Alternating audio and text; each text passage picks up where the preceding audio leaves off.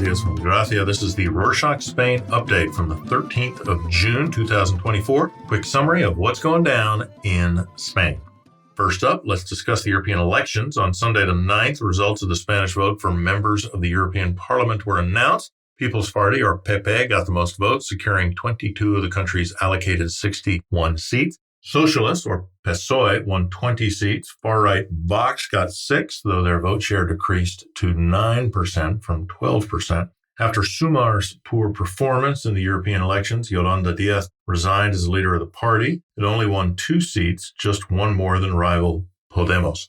Díaz announced she would step down as Sumar's leader, but remained as the second deputy president. More about the European elections, as there has been an unexpected emergence of a party, Se acabó la fiesta, the party's over, or SALF. Alvise Perez, former loudmouth media type, founded SALF far-right party in 2019. The party has slowly been rising through Spanish politics and now challenges the political market share of Vox voters, very much a personal vehicle for him. He talks about how everybody's corrupt. He's very combative against the deep state. If Spain had a QAnon, he'd be right in there. Taking both SALF and Vox votes into account, the far-right has expanded its presence in the Spanish European politics pie to just over 14%. Some political scientists attribute the rise to the far-right politics of the PP's campaigning strategies, which normalize extreme rhetoric. Moving on, a delay in publishing Spain's amnesty law has complicated Charles Puigdemont's plan to return to Catalonia without arrest. The purpose of the amnesty law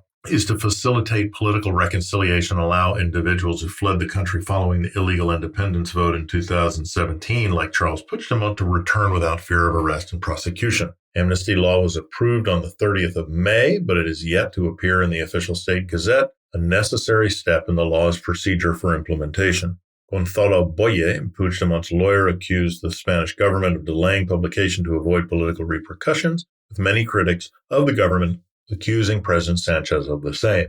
Staying with Catalan politics, on Monday the 10th, Spanish Constitutional Court, many years past its legal mandate, decided to toss out that any attempt to allow exiled Catalan politicians to vote remotely in the Catalan parliament without justified cause would be legally void. This follows the court's ruling last week, which invalidated the remote voting mechanism of Luis Puig, a former Catalan Minister of Culture. Despite the court's decisions, the pro-independence majority Catalan parliament has announced that they will accept the votes of Puigdemont and Puig. Now, an update on Spain's position on Israel and Palestine. On Thursday the 6th, Spain announced that it would join South Africa's case at the International Court of Justice in accusing Israel of genocide in Gaza.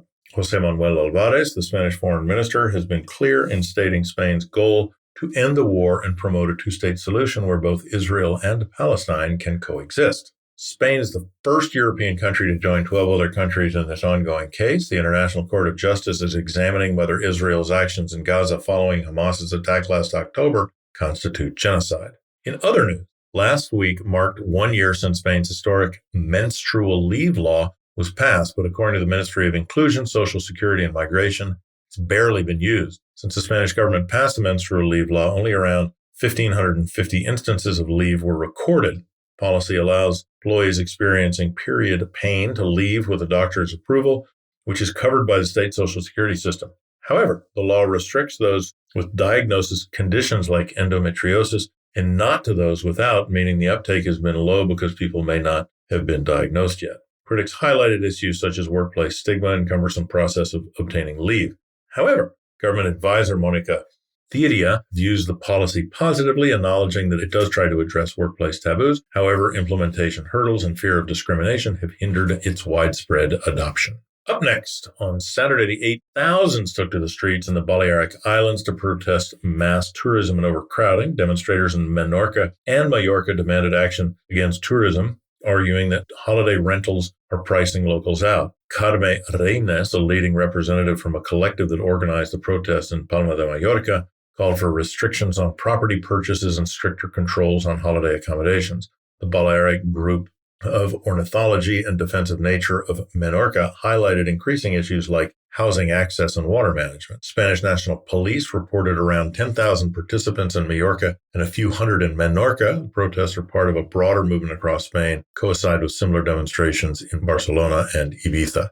On Tuesday, the 11th, Pablo Hernández de Cos, governor of the Bank of Spain, concluded his 6-year term. Traditionally, the ruling party appoints the governor and the opposition appoints the deputy governor, but complex political discord between PSOE and PP has disrupted this practice. During his tenure, Hernández de Cos lowered interest rates, increased Spanish banks' regulatory capital, which protects banks from going bust. Spain will be the country of honor at the 2024 MIPCOM, the world's largest TV content market. Lucy Smith, director of MIPCOM, announced the honor at a press conference in Madrid. The event will highlight Spain's creativity through panel screenings and co-production opportunities, recognizing Spain's rising global position in content creation world. Spain's audiovisual hub plan, launched in 2021 by Pedro Sanchez, has fueled significant growth in the entertainment sector. 2022, 34 scripted series for global platforms were produced, including many popular shows such as the critically acclaimed Casa de Papel, or as it is idiotically known in English, Money Heist series on Netflix. Some sports news.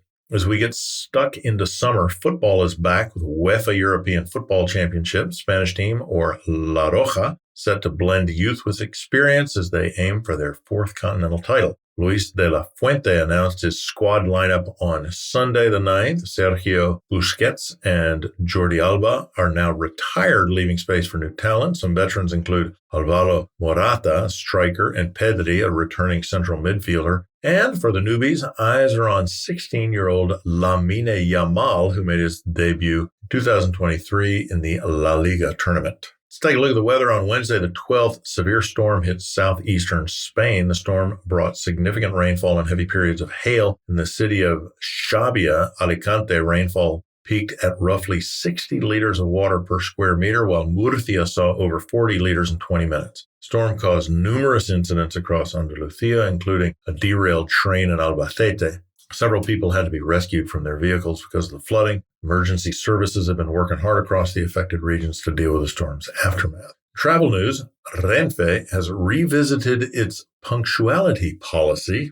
Revisited. Effective from the 1st of July, it cut itself an enormous 1 hour of slack. Now Renfe will refund the full ticket price for AVE, Avlo, Alvia, Euromed, and intercity trains if delays exceed 90 minutes instead of the previous 30 minutes. To close this edition, archaeologists from Spain's National Research Council have discovered a 6th century BC slate plaque at the Casas de Turuñuelo site in Gareña, Badajoz. Plaque is engraved on both sides, features a battle scene and geometric figures likely used by an engraver for designs in wood, ivory, or gold. This rare find provides insights into ancient artisanal processes and social organization. The Tartessians, an early Western European inhabitants of southern Iberia, were skilled metal workers. The excavation also revealed other treasures, including a large slate-paved courtyard.